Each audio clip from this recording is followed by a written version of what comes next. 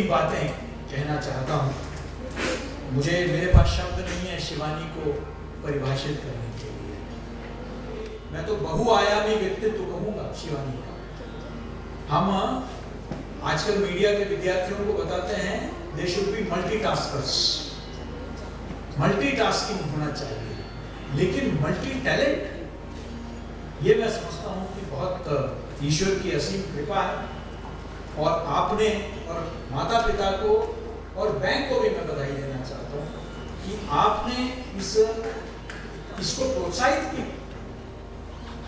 अगर मुझे बताया गया कि भाई इधर इधर आपने भाषण दिए, इधर व्याख्यान के लिए बुलाया गया, लेकिन अगर आप मुझसे पूछेंगे तो मैंने ऑक्सफोर्ड विश्वविद्यालय में जो भाषण दिए या अन्य जो अंतर्राष्ट्रीय मंचों पर दिए वो नहीं है मेरे लिए महत्वपूर्ण। मेरे लिए सबसे यादगार रहा तो मैं दिल्ली के उस भारतीय विद्या भवन में जहां से मैंने पत्रकारिता किया, वहां जब मुझे कॉन्वोकेशन में मुख्य अतिथि बनाया, मेरा जीवन का सबसे जिसे मैंने गर्व का पल, मेरे अपने कॉलेज में मुझे आमंत्रित किया और वहां मैं मुख्य अतिथि बन गया अपने कॉलेज में। और ये बिल्कुल एक अलग सा कार्यक्रम था सर। मैं पुस्तक विमोचन में दिल्ली में, मुंबई में कई जगह जा चुका हूं, ऐसा पुस्तक विमोचन कार्यक्रम नहीं मिलेगा। आमतौर पर कोई वीवीआईपी आते हैं और वो आके अपना भाषण देके काफी लेट लोगों को इंतजार करवाते हैं, 1 घंटे बाद आते हैं, 15 मिनट में चले जाते हैं, खुद ही बोलते हैं, किसी को सुनते नहीं है। उस सबसे हटकर मैंने शिवानी से पूछा कौन रहेंगे, कह रहे कि ये मेरा विश्वविद्यालय है तो मेरे विश्वविद्यालय के कुलपति रहेंगे, क्योंकि हमको प्रोटोकॉल के हिसाब से तैयारियां करनी पड़ती कि कोई मंत्री आए, कोई और आए, लेकिन आपने इसके गरिमा को चार चांद लगाया। अपने ही द्वारा रचित कविताओं पर नृत्य, गीत और बहुत सुंदर प्रस्तुतियां, जो दोनों प्रस्तुतियां रही बहुत ही खूब। ये भारत की संस्कृति की एक विशिष्टता है कि हम पश्चिम की तरफ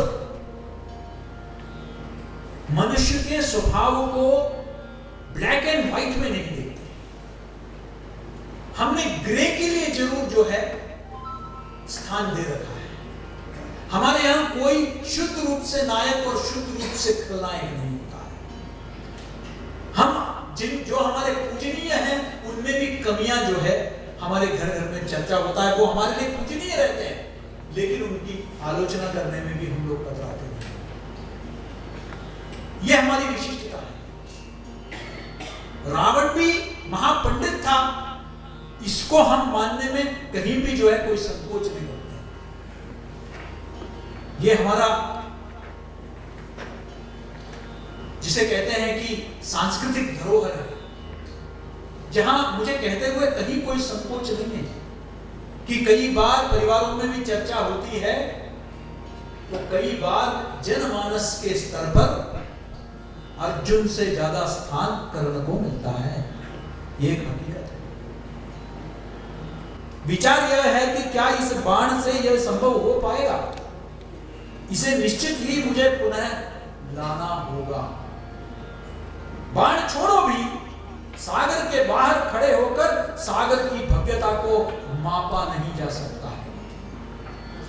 मैं क्या कहूं, कोई कोण सटीक बैठ ही नहीं रहा।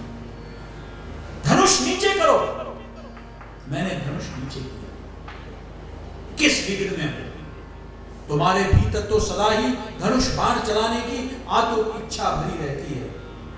गुरुदेव, यदि मुझे ऐसे ही कुछ और बाण मिल जाए तो मैं अवश्य ही इस कार्य को संपन्न कर लूंगा।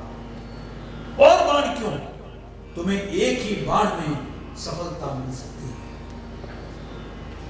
यह गुरु मंत्र, यह दुविधा, यह हर विद्यार्थी के, हर युवक के मन में कई विषयों को लेकर मन में आता है। और उस वक्त कभी कृष्ण के रूप में, कभी परशुराम के रूप में गुरु आपको मार्गदर्शन देता है। और यह हर मनुष्य के जीवन में इस तरह की दुविधाएं आती रहती हैं। गदा अभ्यास के उपरांत ये 22वां अध्याय है। गदा अभ्यास के उपरांत ताल तट पर बैठकर विचारों और स्मृतियों में तल्लीन मैं सम्मुख उत्पन्न प्रश्नों के उत्तर ढूंढने का प्रयास कर रहा हूं। इस आयुध में किस स्तर तक मंत्र शक्ति भरी जा सकती है और कितने आयाम होना संभव है जगत में? क्या ईश्वरीय केंद्र कहीं भी पाया जा सकता है? परंतु इस समय वास्तविक विकलता केवल एक प्रश्न पर आकर रुकी हुई है।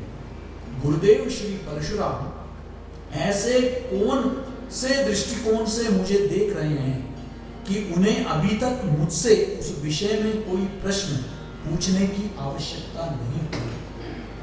हम लोग नेशनल एजुकेशन पॉलिसी को इंप्लीमेंट करते हुए कहते हैं कि एक दो उसके महत्वपूर्ण आयाम है, critical thinking and problem solving.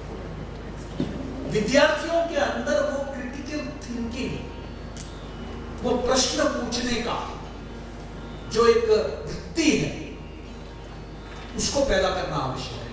ऐसा क्यों नहीं, उनके मन में क्यों? मैं समझता हूं कि हर विद्यार्थी के जीवन में ये आता है और शायद उनमें से कई इस तरह के उत्सुकताओं को, जिज्ञासाओं का समाधान यह हो सकता है। मैं शिवानी को बधाई देता हूं और उनके उज्जवल भविष्य के लिए मैं ईश्वर से प्रार्थना करता हूं, शुभकामनाएं देता हूं। मुझे विश्वास है कि ये उनकी एक लेखिका के नाते उनकी यात्रा का आरंभ है और आगे चलकर हम सब उनके कृतियों से गौरवान्वित होंगे, बहुत से सम्मान उनको मिलेंगे। और मैंने जैसे कहा कि उनका बहुआयामी व्यक्तित्व है, चित्रकार हैं, संगीतकार हैं, गीतकार हैं और इन सब का एक पर्यायवाची है ऐसे बहुआयामी व्यक्तित्वों का। MCU की छात्रा है।